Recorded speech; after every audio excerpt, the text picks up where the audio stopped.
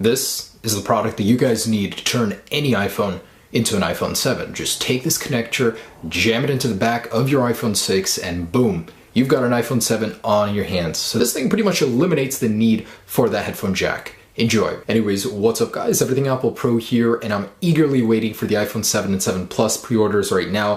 They're going to be live any moment. So while I thought, hey, let me answer a question that a lot of people have been asking me. Actually, one of my most demanded questions. What's the difference between a 7 and a 6S or iPhone 6? Is it worth the upgrade? So I'm going to be comparing the iPhone 7 specs to the iPhone 6S 6 and consider pretty much every feature, everything you need to know when choosing to upgrade between any of these devices. Mostly I'm going to be focusing on the 6S, but if you have a 6, you can actually watch along. I'll be mentioning some of the key points too. Anyways, let me go ahead and show you if it's worth it to upgrade from a 6S or 6 to an iPhone 7. First off, I gotta say the design of the iPhone 7 is fantastic. I love the antenna bands, how they wrap around the phone, the camera. It is bigger, but Apple still made it somewhat of a clean look. On the bottom, we have a very even stereo grill cutout, although one of these isn't a real speaker. And the fact that there are new colors makes it a big deal for me. So the jet black, for me, is my personal favorite. I haven't seen it in person, but I know I'll love it. I mean, if it's anything like that Max standing on there, no, that's not a garbage can, I don't keep it on my desk,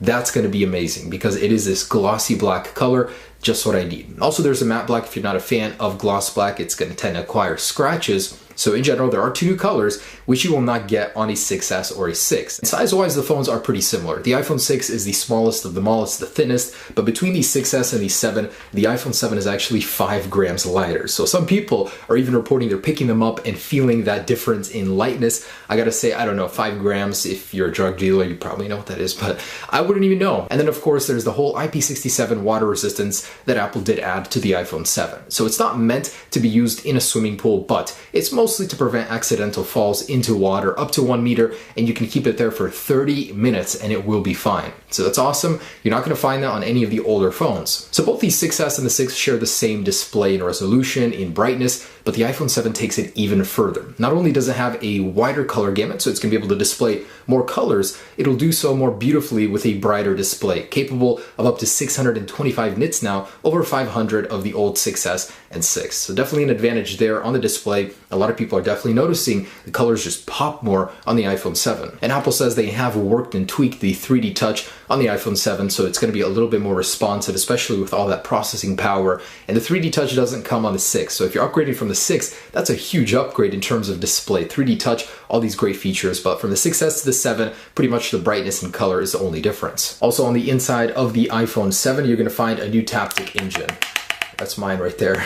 But Apple has upgraded it, so it's more prominent now. A lot of people are saying it's definitely, you can feel it more when using 3D touch. It's basically been upgraded to act as the home button replacement, but in other areas you'll feel a more responsive Taptic engine. Another big one for me personally is the sound. Apple has upgraded the sound on the iPhone 7, so it's twice the output of the 6S or the iPhone 6. That's awesome. So the other speaker is up here and one on the bottom. The other grill over here does nothing. It's just to blend in, to look good. Of course, the iPhone 7 is missing the headphone jack. If you don't want to upgrade, don't want to make that change, stick with the 6S or the 6 as it does have it and you can still continue to use it in your day-to-day life. If you want to upgrade, if you already have Bluetooth headphones, you're integrated with that kind of technology already, it's worth the upgrade. And the home button is completely virtual, so there's no more click. Apple actually upgraded this in order to help with the water resistance. That's just one extra area that water can get into, and once it's gone, it's actually easier. So Apple says you can customize it now. There's a lot of software control behind it, something you're definitely not going to get on the 6S or the 6. LTE speeds are going to triple from the 6 to the iPhone 7. So the iPhone 6 is only capable of 150 megabit download speed. The 6S takes it up to 300, and then the iPhone now does 450. Now, if you're looking at LTE bands, you travel a lot,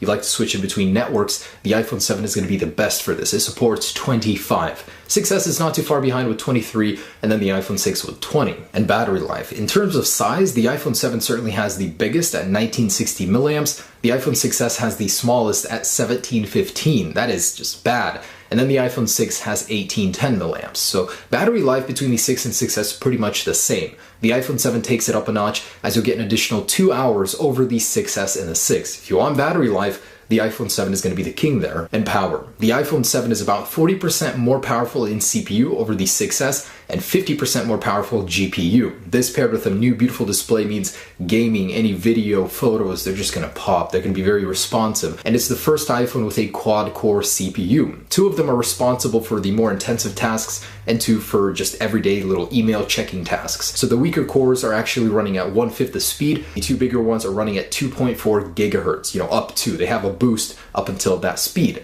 In terms of Geekbench results, suit yourself. I mean, it's a pretty big jump in between the 6S and the iPhone 7. In fact, this is one of the biggest single core scores of any smartphone right now. Apple even says it's the fastest smartphone on the market right now. And until I can use that, I can't really say, but people are saying it's just crazy fast. And these Geekbench results pretty much prove that. Also, if you have the 6, you're only getting 1 gigabyte of RAM. So going to a 6S or a 7, you'll notice a huge boost in performance. There's also the deal with storage. So Apple upped the max capacity on the 7 to 256 gigabytes. If you're a huge media consumer, that's going to be a big plus for you. Also, the base storage is now at 32 gigabytes. So it's awesome. You no longer need to suffer with 16 on the 6 or 6S. But on the 6S, Apple did up the base storage, if you're going to buy one right now, to 32 as well. And one of the biggest areas between these devices is the cameras. So while the 6S and the iPhone 7 both have 12 megapixel cameras, they couldn't be further apart.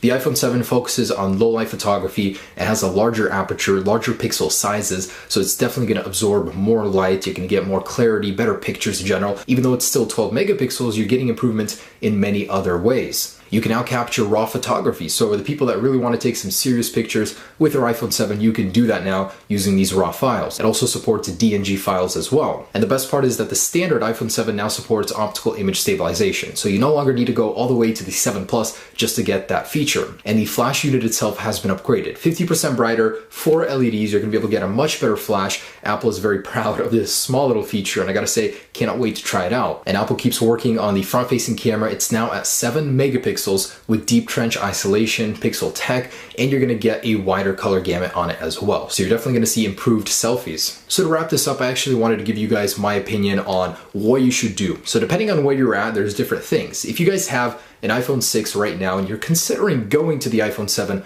do it. You're getting a huge upgrade, huge battery improvements, huge display improvements, so you can get wider color gamuts, brighter display. You're getting massive camera upgrades. You're getting 3D touch even, huge speaker upgrades. There's just so much. Between the 6S and the iPhone 7, it's not so much, especially if you just upgraded to the 6S. It doesn't seem like much of a compelling upgrade, but still, there are some good things. The power alone is going to be a huge compelling factor. Battery life, of course, camera upgrades themselves, but I personally am not totally convinced, but still, there's a lot of good things going for it. The waterproofing for me is one of the biggest. Now, if you guys don't have any of these iPhones and you're choosing between them, absolutely go for the iPhone 7. It's worth the extra dough. You're getting so much more for the very same amount of money that the 6S was just last year. I mean, that's how it is every year anyways, but still, you're getting a very good phone for the price. So just wanted to say, guys, thanks so much for watching. I hope I laid out the features very well for you. As far as I know, these are most of the differences between these devices. And the iPhone 7, of course, is king in design, in features, everything. The 6S is still very good. It's just a middle tier package right now, and Apple just lowered the price, so it's even more compelling. But whatever choice you make, an iPhone, you can't go wrong with it, unless of course you want to join Galaxy. There's a lot of good stuff going for it as well. Just pick up some burn cream. So thanks so much for watching, guys. Hope your pre-orders go just as planned. Let me know if you get the iPhone that you planned for down below. I would love to hear it from you guys. So have a great day or night. Enjoy your pre-orders. Peace.